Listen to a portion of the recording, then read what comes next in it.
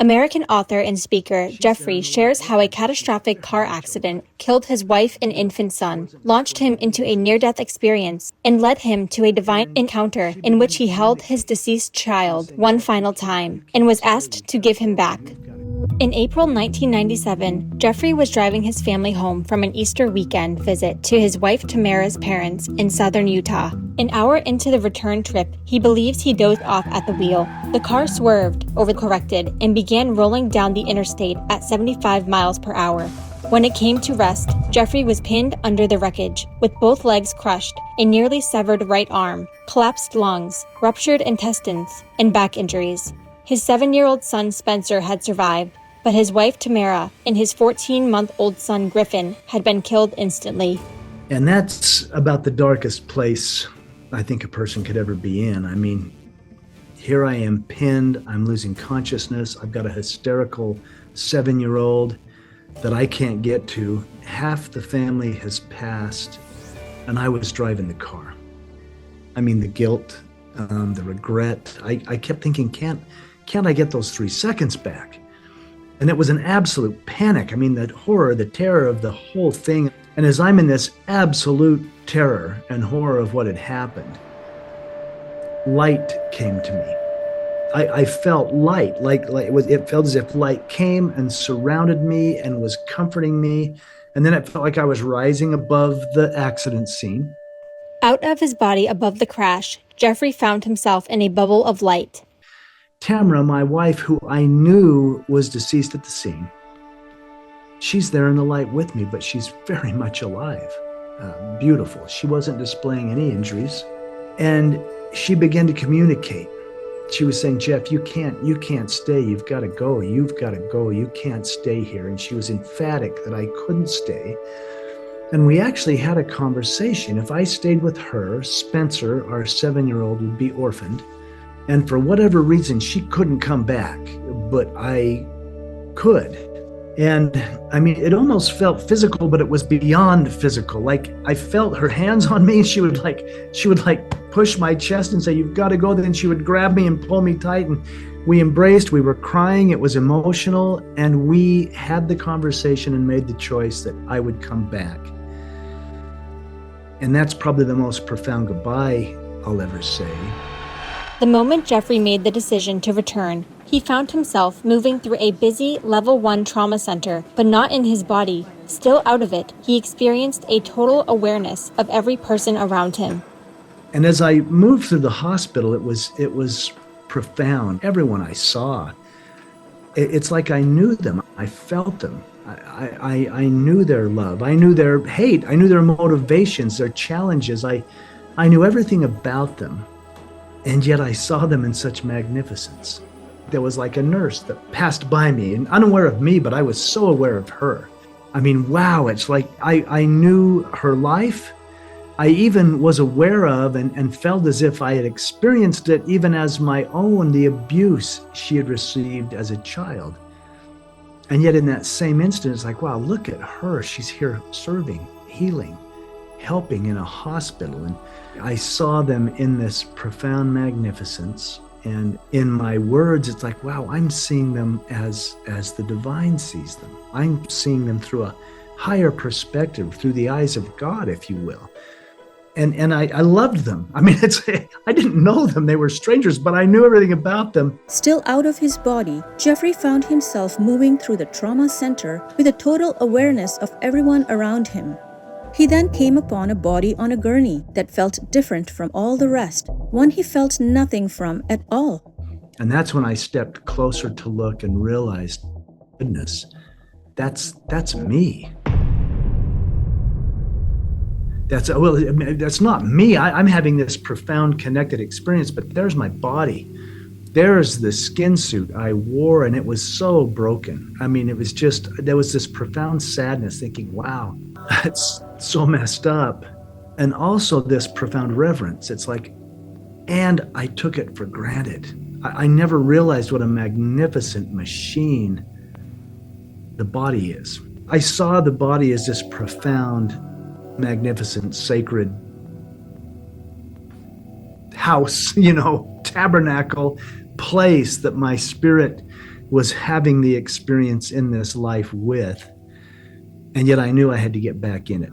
You know, it was busted up, but I had to connect back with the body. And again, our thoughts are so powerful. As soon as I made the choice, I'm going in, I'm connecting with the body, then boom, I was back in the body. But back to all the grief and the trauma and the pain and the regret and the guilt of the accident. What happened next provided extraordinary outside confirmation of Jeffrey's experience. Weeks into his hospital stay, two strangers, a doctor and a nurse from his original trauma team, came to visit him. They had something they needed to tell him. She said, we had an experience in the operating room while everyone was working on you. And she said, your wife's spirit was in the operating room. And she was very emotional. And I kind of looked over at the doctor and I just looked at him like they didn't know me and I didn't know them. And he said, yeah. The doctor was Dr. Jeff O'Driscoll, an emergency physician from Jeffrey's original trauma team. Years later, he described what he witnessed that day. I've been an emergency physician for 25 years in the United States. And for all of those years, I worked in a level 1 trauma center, which is the highest level of medical care provided by a hospital. And one such patient was a man by the name of Jeff Olson. He was involved in a car accident a couple hundred miles from our hospital. And in that car accident, his vehicle rolled over. It killed his wife. It killed his 14-month-old son. It trapped him in the car. And his 7-year-old son was minimally injured. And when they got Jeff Olson out of the car, they took him to a local facility, and then they put him in a plane and flew him to my hospital. And then I went into the trauma room to check on him, and his deceased wife was standing in the air above the gurney observing his care. And I communicated with her. I didn't know it at the time, but even before he'd been extricated from his car, Jeff Olson had actually had an out-of-body experience. I didn't know any of that. I just knew what happened, what I saw and witnessed in the trauma room with his deceased wife. And it was very much an experience that you've heard described. There was this profound flow of knowledge, all almost instantaneously and without words. And I knew who she was, even though I'd never met her. And I knew who he was, even though we'd never met. And I walked over and I looked at his leg and I checked the pulse in his leg and I said, he's going to lose the leg. And I knew that because she knew it. And yet I knew that he'd lived despite his life-threatening injuries, and I knew there was something important for him to do in this life still. Dr. O'Driscoll later became a close friend. Months later, near the end of his 6-month hospital stay, and now off heavy narcotics, Jeffrey had what he considers his most profound experience of all. Near the end of his 6-month hospital stay, and now off heavy narcotics, Jeffrey fell into a deep sleep. And the strange thing is I was aware that I was sleeping, like my consciousness was saying, oh, wow, you're actually sleeping peacefully. And as I did that, that light came again. The same light as the scene of the accident. This light seemed to come and surround me and comfort me. I felt like I was rising above the hospital bed. But this time the light went away. It dispersed away, and I was in the most beautiful place. I mean, people use words like heaven, the spirit world, the other side. The word that comes closest to what I experienced was I was home. I felt like I was home. I mean, it's like, oh, I'm home. It's so familiar. It's so welcoming. And I was whole. I had both legs. I had both feet.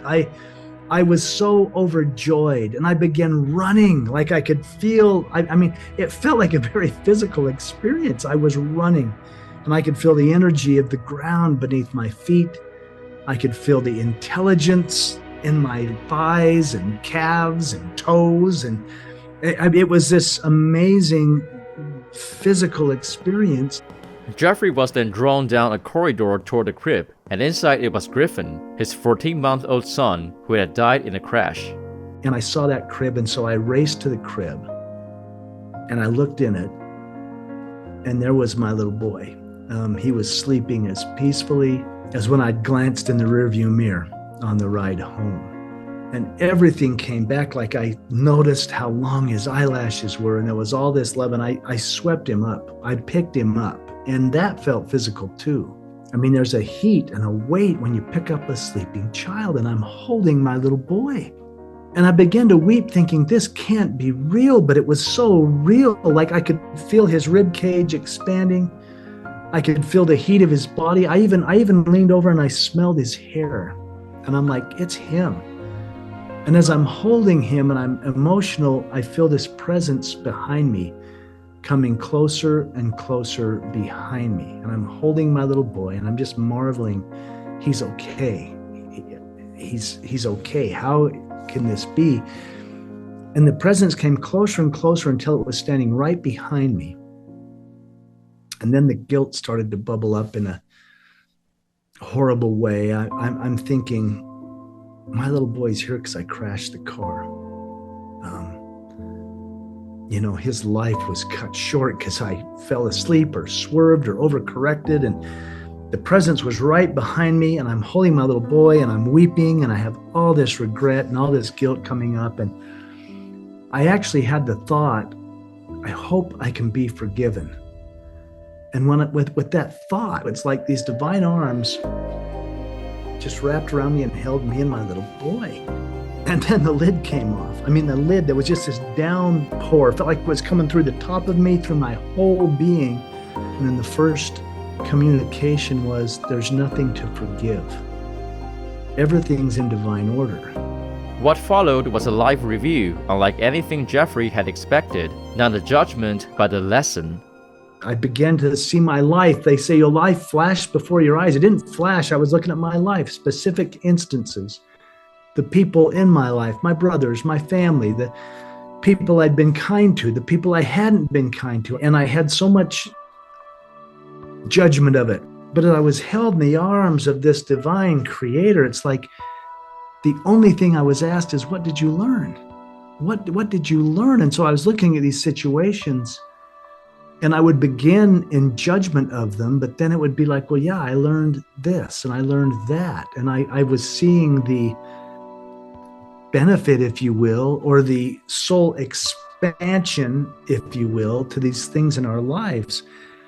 I even saw things that I thought, well, that was wrong. I knew it was wrong and I did it anyway. And this beautiful being that held me communicated, that's your judgment of it, not ours. We love you. You are as precious and as perfect and as beloved as that little boy you hold. And here I am holding my son. This thing's magnified because I'm holding my child and I'm in the arms of what I call God. And I'm being told, yep, you are that precious and that known and that beloved to us. And I say us, it felt like there was concourses of angels, of divinity, of masculine, feminine. I mean, I felt like the whole universe had gathered to look at my silly little life. And yet I was looking at it so differently in all this love. In part 4, Jeffrey is given a choice: remain in anger, remain in guilt, or trust enough to place his son back in God's hands. And I was told I could give my little boy back, that I could choose to hand him over and trust. And then I was given a tutorial on choice. But I did ask the why questions. Why? Why, God? Why? Why both of them? Why'd they have to cut my leg off? Why? And that was always transformed. But what are you learning? What are you becoming? And I was kind of angry and I was hurt. And in this tutorial on choice, I was told that I had a choice. I could be mad at God the rest of my life because this accident was allowed to happen. Or I could beat myself up for the rest of my life because I was driving the car. Or, and this was a third choice, I was told I could exercise my will. And I'm like, my will? It's your will be done. I've been taught that since I was a little boy, you know. And this was profound. What the Creator said to me is, my will is your will. That's how much you're loved. My will is that you have free will. You get to choose. And I was told I could give my little boy back. that I could choose to hand him over and trust, and therefore it wouldn't feel like he was torn away from me. And in all that love and all that peace and all that beauty, I kissed my little boy, and I gave him back. I handed him over to God, and I trusted.